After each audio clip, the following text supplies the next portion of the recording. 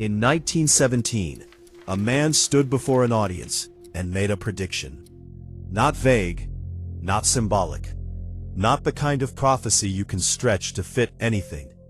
He described a being, a literal non-human intelligence that would physically incarnate into Western civilization. He gave it a name, Ahriman. He described what it would do. It would cause humanity to believe that the material world is the only world, that consciousness is just chemistry, that nothing exists beyond what can be measured, that the idea of a soul is superstition. He said it would not come as a monster. It would come looking like progress. That prediction is now over 100 years old, and the people who study it seriously say we are living inside it right now. His name was Rudolf Steiner, and Ahriman was only one part of the most complete and strange map of reality that any single human being produced in the 20th century. If people have heard of Steiner at all, they usually know one of two things. Either he founded the Waldorf school system, over 1,000 schools worldwide, arts-based education, child-centered learning, relatively well-respected, or he was a mystic, an occultist, someone who talked about angels and Atlantis and shouldn't be taken seriously. Both of those pictures are missing the same thing. Steiner was trained as a philosopher. He edited Goethe's scientific writings. He wrote a doctoral dissertation on epistemology, the study of how knowledge is possible at all. He was not anti-science. He believed science had stopped too early, that it had drawn a border around what counted as real and refused to investigate anything beyond it. And he spent his entire life doing the investigation that official science refused to do. What he found, and what he documented in extraordinary detail, is what most people who know his name never reach. Steiner claimed something that is easy to dismiss and very hard to explain away. He said he could perceive non-physical reality directly, not through faith, not through intuition, through a developed faculty he called spiritual perception, a trained capacity, like a muscle, that anyone could develop through specific inner exercises. He described this the way a scientist describes a method: repeatable, structured, requiring verification. And using that faculty, he read what ancient traditions called the Akashic record. The idea is this: every event that has ever occurred leaves an impression in a non-physical field of reality, not recorded anywhere physical, imprinted into the fabric of existence itself. Steiner said he could access that field, and what he read from it, he published. Detailed accounts of ancient civilizations, the structure of human consciousness across evolutionary epochs, the nature of beings that exist beyond the physical world. Now, you can dismiss that claim. Many people do. But here is the part that becomes difficult to dismiss. The details he published about ancient cultures, about the structure of consciousness, about the relationship between cosmic bodies and human development, have been independently compared to sources he had no documented access to. The overlaps are not casual. Steiner taught that two non-human forces are constantly acting on human consciousness. He called them Lucifer and Ahriman.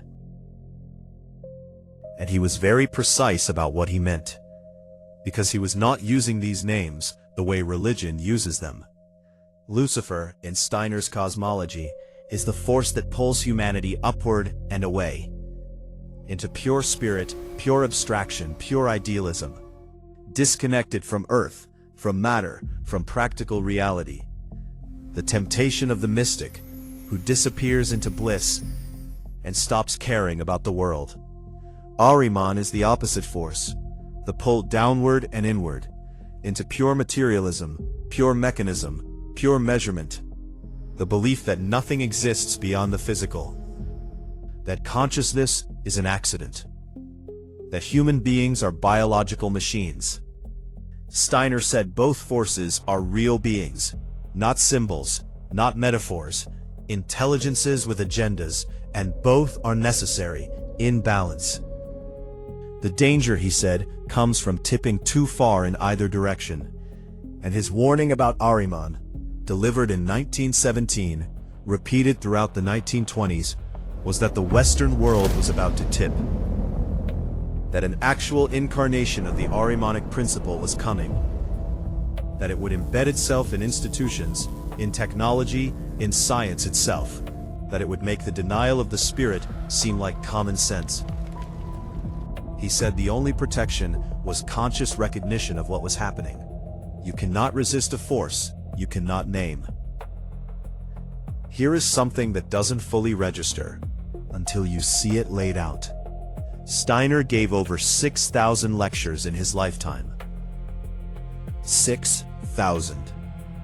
On medicine, on agriculture, on architecture, on education, economics, astronomy, physics, the nature of sleep, the nature of death, the structure of the human soul, the beings that exist between lives, the karma that connects incarnations. All of it documented, transcribed, published. He founded biodynamic agriculture, a method of farming that treats the soil as a living organism, connected to cosmic rhythms. It is still practiced worldwide. Certified biodynamic products are on supermarket shelves right now. He designed a building, the Goethanum, with no straight lines anywhere. Every surface carved to interact with human perception in specific ways. The first one was burned down in 1922. He designed a second one immediately. It still stands in Switzerland.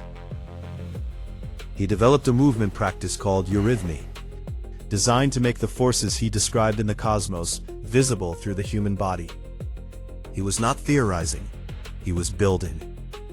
As if he knew exactly how much time he had, and was trying to leave behind as complete a transmission as possible. He died in 1925. He was 64.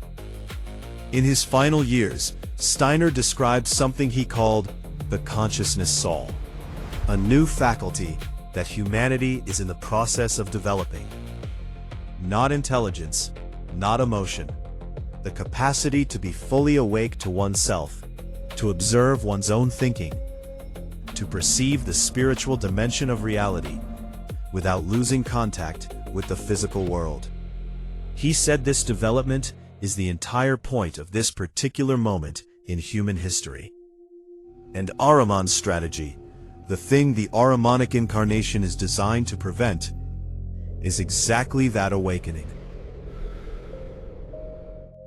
Keep people inside the screen, inside the measurement, inside the comfortable certainty that nothing invisible is real, and the consciousness soul never develops. The valve, as Huxley would say, stays closed. Not by force, by the quiet, persistent suggestion that there is nothing on the other side. Steiner said the most important act a human being can perform in this era is to take their own inner life seriously enough to investigate it. Not to believe him, not to follow his system, just to look. 6,000 lectures, a school system in 100 countries, a farming method still feeding people today, a prediction about a force reshaping human consciousness, made in 1917, that reads differently now than it did then. Most people know the Waldorf schools. Almost no one reaches the cosmology underneath them. Next episode, we go deeper.